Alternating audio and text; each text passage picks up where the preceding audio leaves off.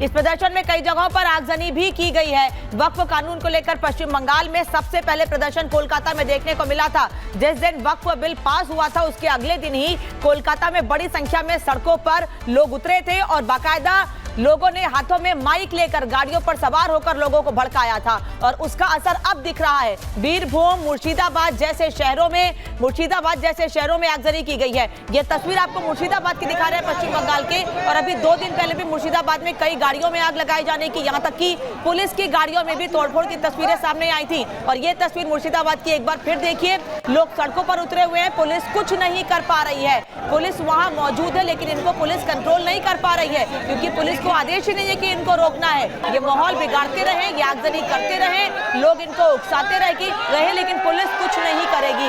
ऐसी ही तस्वीर कोलकाता से उस वक्त भी सामने आई थी जब वक्फ बिल दोनों सदनों में पास होने के बाद बहुत बड़ी संख्या में कोलकाता की सड़कों पर वक्फ बिल का विरोध करने वाले लोग उतरे थे और अब तो ये कानून बन गया है। कानून बनने के बाद, राष्ट्रपति के हस्ताक्षर के बाद, अब पश्चिम बंगाल में अलग अलग जगहों पर तस्वीरें ऐसी सामने आ रही हैं। बीरभूम, मुर्शिदाबाद, ये कुछ ऐसी जगह हैं जहां पर ऐसी तस्वीरें सामने आई है। ये 3 तस्वीरें इस वक्त आपको दिखा रहे हैं, मुर्शिदाबाद, बीरभूम और नादिया की।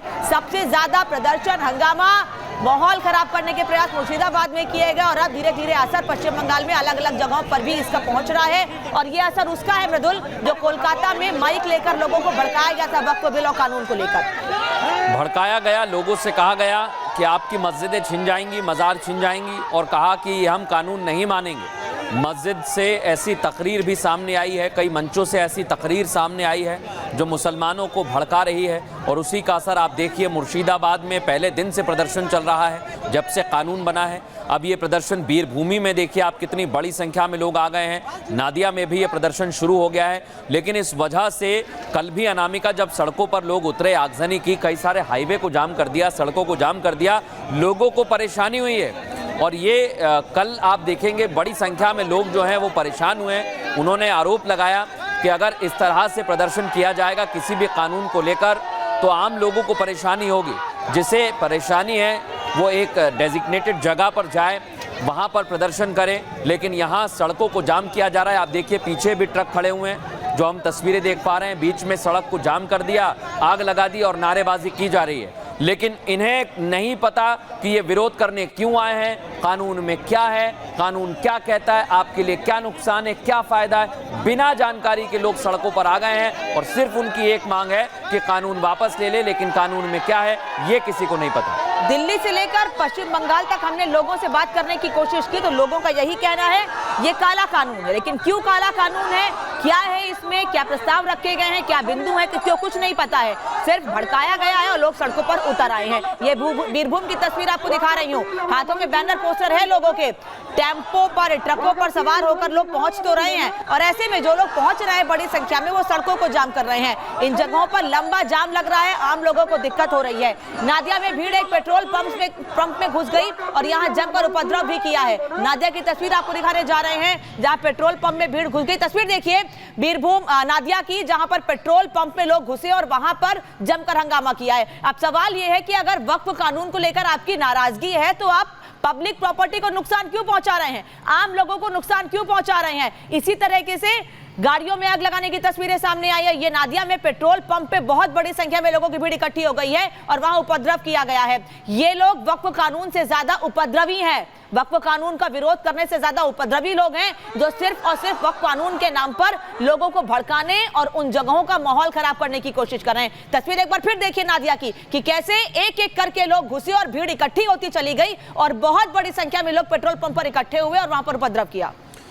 और आप देखिए ये भीड़ सिर्फ और सिर्फ लूटमार करने के लिए यहाँ पर पहुँची हुई है। इन्हें वक्फ से कोई मतलब नहीं है, इन्हें वक्फ कानून के बारे में कोई जानकारी नहीं है।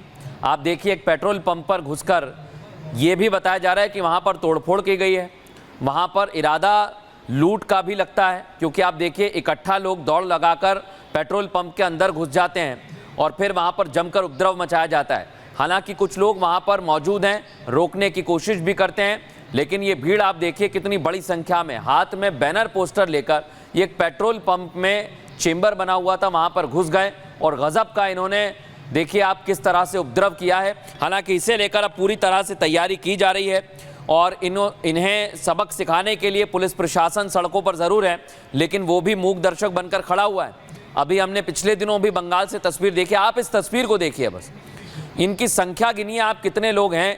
कुछ लोग हाथों में बैनर पोस्टर लेकर भी आ रहे हैं और इकट्ठा, ऐसा लगता है कि कुछ जानकारी मिलती है और एक तरफ सब भागने लगते हैं। और ये इतनी संख्या में है कि इन्हें रोकना मुश्किल है। कुछ लोग वहाँ पर खड़े रहते हैं, उन्हें भी समझ नहीं आता हुआ क्या।